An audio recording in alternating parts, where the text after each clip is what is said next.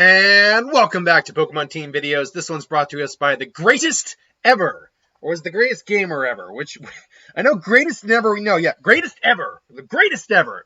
We'll ask the question, what is Vergils, Dante's brother, Pokemon team? Vergil from Devil May Cry. I'll admit, when you have a character like Vergil, who's usually just very stone cold, very calculated, ruthless, all that, it's kind of difficult to do a team. So, because his personality, you try to actually throw a personality into his team, or into a character's team. You try to do that. And when you get a character who's so kind of like stock generics, like, I'm cold, I'm uncaring, I am the villain brother, that does make for a somewhat difficult way to go. However, I think I've managed to do the best I can. So, right from the gate, I wanted to get a couple things out of the way. One of the things he's known for is wielding the blade Yamato, which is said to be able to cut through dimensions. So, I felt the Hone Edge being the fact that he embraces his demonic side, and dark and ghost types are the closest you get in Pokemon to demonic entities. I felt that was probably the best way to go about it. Anytime you get a swordsman, a Hone Edge is most likely on the team. If you get someone who's dual wielding, like whenever we get around to Shinsui's team from Bleach, or maybe Zoro's team from One Piece, you'll probably see a dub blade on there. Actually, in his case, in Zoro's case, you'd probably see both a dub blade and a Hone Edge to symbolize the three-sword style, but I digress. So it just made sense to put that down there. But also, there's a couple other things that tie with Yamato, and a few other things as well, that I decided to put on the team. One is the fact that Yamato is famed for being able to cut through space, other dimensions, all that. Now, it does take effort on Vergil's part to do that, but still, it's a blade that can cut through dimensions, the fabric of space. And there's a Pokemon that is literally the Pokemon in space that has a blade-type attack called Spatial Rend. Palkia makes sense because not only does it have an attack that is basically cutting through space, it is the Pokemon of space, it is also a legendary Pokemon and a deity. And while Vergil isn't the top dog in his universe, he does have a level of power equivalent to someone of that power. So I felt it was a pretty obvious choice there. Then there was another Pokemon with a sword that I wanted to put on there. Now, this one actually came off a little bit different than how I initially intended. Because I'm like, okay, this Pokemon, great, it has a sword, but is that going to be enough to really do anything on this team? And the answer for that is yes, because we have Zation. Now, Zation, obviously, is the sword Pokemon between the two brothers, Zation and Zamazenta. But not only is it a Pokemon that is a sword Pokemon, the sword it uses doesn't appear unless it's in its actual, Hero of Legends form. Well, oh god, was it Hero of Legend? Was that the first form or this form? Either way, because this can represent also a transformation, it can represent his Devil Trigger, and is a Pokemon that is a pair, is a duo of two wolves, basically implied to be brothers. So this makes sense that of the two, he would most likely have the Zation on his team, whereas Dante most likely would have the Zamazenta. Now, that said, in reality, Dante would most likely have a Zation as well, because he also wields a sword and doesn't wield a shield, but in this case, I felt the duality worked in this scenario. Speaking of duality, there's a lot of legends on this team, folks. If we're talking about two opposed figures, we need to talk about the Tao. Technically, it's the Yin Yang duo, not the Tao trio, because Kyurem doesn't play a factor in this.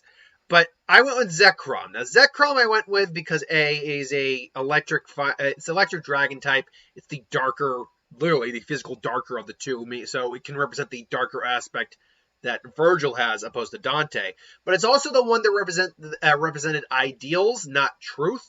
And I feel like between the two, that is what Vergil kind of represents more than Dante does. I don't think Dante is really the ideals guy. I don't even know if he's even really the truth guy. But if you had to split the two, I definitely think he is certainly the ideals guy, Vergil. So that leaves us with the last two mon on team. Gone through this pretty fast so far, haven't we? Well, the last two mon on team, they are not legendaries. Really, this stems more from his duality of his person, as well as the fact that he is an honorable warrior with a code. So let's go the Honor Warrior with a code. He does actually want to fight someone at their best.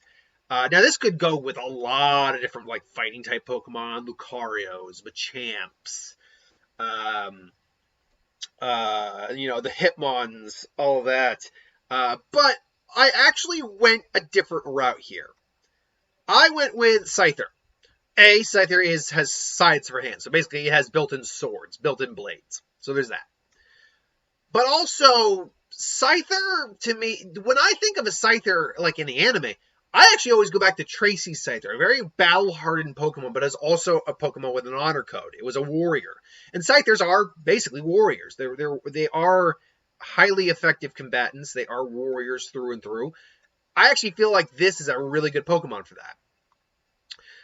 So last but not least, we had the last Pokemon. Now this one, once I got through this, and this wasn't easy, by the way. A couple of these stood out. Palkia, Honedge, even Zation stood out pretty well. The others, I had to think on for a little bit. Ultimately, though, I went with this. Vergil is a character who actually, unlike Dante, likes to embrace his demonic heritage, really leans into it. But he is still not a pure demon. He's still half demon like Dante is. So I had to think of a Pokemon that could represent that duality while leaning heavier on the demonic side of it. Now, again, we don't actually have demons in Pokemon. We have Pokemon that are, big words here. We have Pokemon that are dark or ghost, which are the closest you can get to that. So I'm like, okay, is there a dark type Pokemon that has a polar opposite typing with that? And ultimately, I came down to Grimmsnarl. Grimmsnarl being a dark fairy type makes it so it is a Pokemon that I think is a perfect duality because it is the two very polar opposite types. But appearance-wise, very much looks like a troll, demon, monster thing. So I think Grimmsnarl actually fits pretty well with that ideology. This is just my opinion, however. Vergil is one of those characters where I didn't have a really good I never really played Devil May Cry. The closest I've ever gotten to playing it is playing as Vergil in Marvel vs. Capcom Ultimate 3. So, yeah. And I enjoy using Vergil. He's one of my go-to players in that game. But, yeah, ultimately, that, I think, is the team I would have created for Vergil. Honedge, Zation, and Palkia to represent, and a little bit of Cyther to represent Yamato, its abilities, and the fact that he wields a sword and he's demonic. Zation and Zekrom to represent the ideological. Why can't I say the word? Ideological. Anyway, the difference in ideologies between the two brothers and the economy between them. Cyther to represent the warrior nature of Vergil, and Grimmsnarl to represent the conflicting duality of his character as a whole. So that is my team for Vergil from Devil May Cry. But what is your team? Let me know in the comments below if you agree with this team or if you would do it a completely different team. I'm Cole. This is not one I am married on. If I were to actually keep any of them, I'd still probably keep Palkia and maybe Honedge. Everything else I think is worth re-looking over, but those are like the two consistent ones I'd keep. Until then, thanks for watching. Hope you enjoyed. Like, comment, share, subscribe, and I'll see you folks for the next one. I actually forgot to do yesterday's who would win, so I'll see you for that later.